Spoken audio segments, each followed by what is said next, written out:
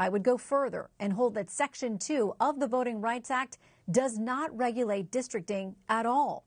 The dissenters, Justices Kagan, Sotomayor, and Jackson, warn they fear Section 2 is essentially, quote, a dead letter following today's decision. The consequences are likely to be far-reaching and grave. If other states follow Louisiana's lead, the minority citizens residing there will no longer have an equal opportunity to elect candidates of their choice. Hi, hello, what's up? This is Navigator, here to bring you big news, well, good news. Democrats are losing to blacks, which is honestly hilarious, because ever since Trump got elected, they've been stating that he's low in the polls, that everybody hates him, and that he has no supporters left. But Democrats, remember, nobody likes him either. Like, there's nothing worse than being a Democrat besides being in the legacy media, because nobody trusts him the same amount of Democrats. Well, they're the same thing. And so, because of this and among other things, like, not doing anything for Americans, I mean, like, seriously, besides helping and doing everything for non-Americans in Iran, can you think of anything that Democrats have done for actual Americans? I can't. I really can't. So it's no wonder that the black population is starting to go away. Because here's the thing. The Republicans, MAGA, they don't need a black vote. But they never did. And they're never going to win it. All you need to do is chip away at it. That's really it. Because if you start chipping away at it, chip, the Democrats will never be able to win again. Because if you haven't remembered, because of the whole race-based gerrymander thing that they were getting with it, it was always making sure that they were getting 90% of the blacks. That's why they needed their gerrymander based on race, and that's why they needed to make, I can't think of any the word that's specific to this. They moved the black people like cattle, so that's why they made voting plantations. Yeah, that's the word, alright. Voting plantations to keep the blacks on them, so they will always win the 90%. And now, with the Supreme Court getting away with that, their racist plantations, they're screwed, because without the elite, without the non-Americans, the foreigners, and 90% of the black population, they're done. Even if they get like 80% of the black population, they're still done. I mean, heck, believe it or not, Trump and the MAGA has already gotten 60% of the black male vote, which makes sense because the black male has always been, he always got the raw deal of the Democrats ruling.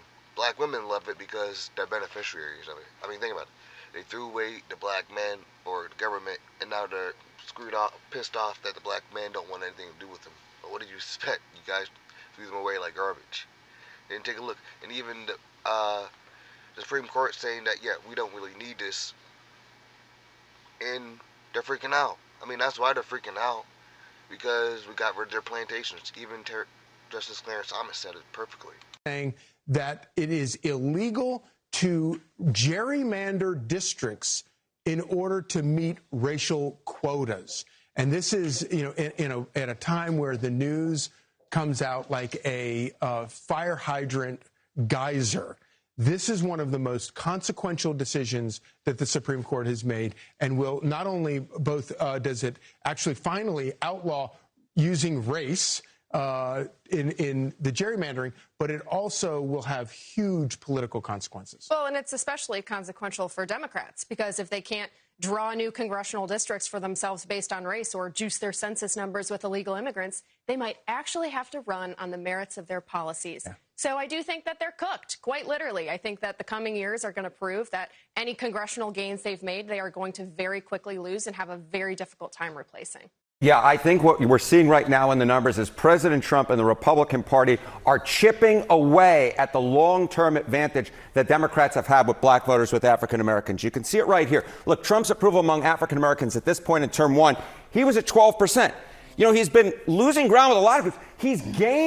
He's gaining ground with African Americans. He's up to 16% at this point. And you say, this isn't that big of a shift.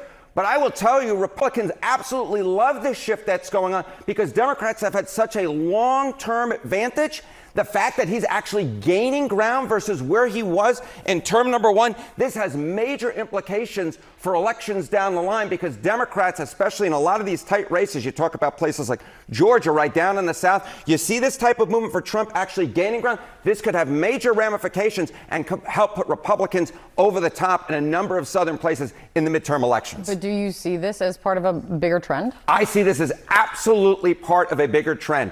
Donald Trump's Republican Party is absolutely gaining ground, not just him gaining in terms of his approval rating, but look at the party ID margin, Kate, because this to me was absolutely stunning. Look at this party ID margin among African Americans. At this point in Trump term number one, Democrats had a 63-point advantage. That has absolutely fallen. Look at where it is now. A double-digit shift away. Democrats, of course, still have the advantage, but it's a 12-point shift to the Republican Party. And I look back through Gallup's records. They sent me their records. And this, in fact, lead that Democrats have is actually smaller than any lead from 2006 to 2021. So Democrats are leading. But again, we're talking about chipping away. Republicans are chipping away at this long-term advantage that Democrats have had among African Americans. We see it in terms of Trump's approval rating, and we even see it to a wider degree among the party ID margin, where all of a sudden there are a number of African Americans who are walking away from the Democratic Party, and a number of them who are walking into the Republican tent. That is very interesting, looking at that past Gallup information. Yeah. What does this mean for the race for control in Congress? Okay, so you see this right here. You see this 51-point advantage that Democrats have, significantly less than you see that 63-point advantage. And what we will note was back in 2024, right, Donald Trump put in a historically strong performance among African Americans. Democrats performed the worst in a generation. Have they gained any of that coalition back from where they fell down to in 2024? But take a look here. Okay. Choice for election among African Americans. Kamala Harris was leading amongst that group in the pre-election polling by 63 points. Are Democrats gaining back any of that ground? It's a 62-point advantage now. Republicans are holding on to the gains that they made among African Americans in 2024.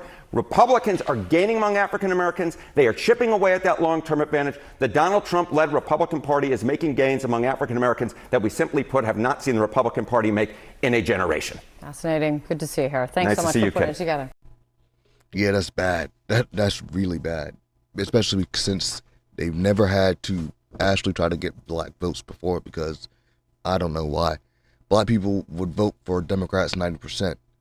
And out of the the voting right to plantations that they made in the South were gone. There are some black people who I would bet would vote for Republican MAGA, but they wouldn't, because their votes were getting diluted because they forced all the black people into one area. So yeah, this will actually help black people with their vote, actually. They're just pissed that they're losing power.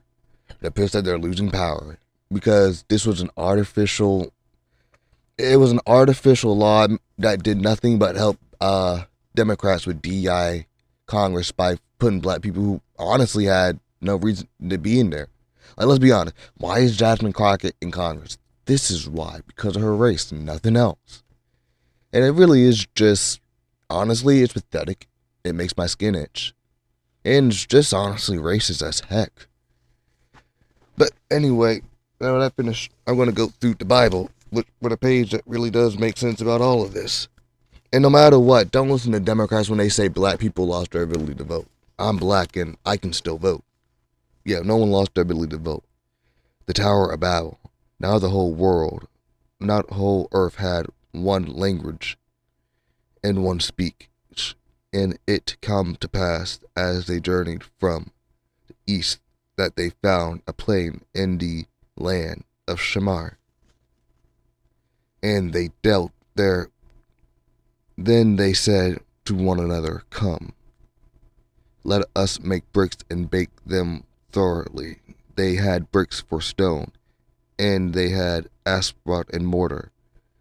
And they said, come, let us build ourselves a city and a tower whose top is in the heavens. Let us make a name for ourselves, lest we be scattered across over faces of the whole earth. But the Lord came down to see the city and the tower which the sons of man built. And the Lord said, indeed, the people are one, and they all have one language. And this is what they begin to do. Now nothing that they propose to do will be withheld from them. Come, let us go down, and there confuse their language, that they may not understand one another speech. So the Lord scattered them around from there over the face of all the earth. And they caused buildings and sittings. Therefore its name is called Babel, because there the Lord confused the language of all the earth. And from there the Lord scattered them abroad all over the face of all the earth. Thank you. This has been Navigator. Please come back again and maybe comment. See you later.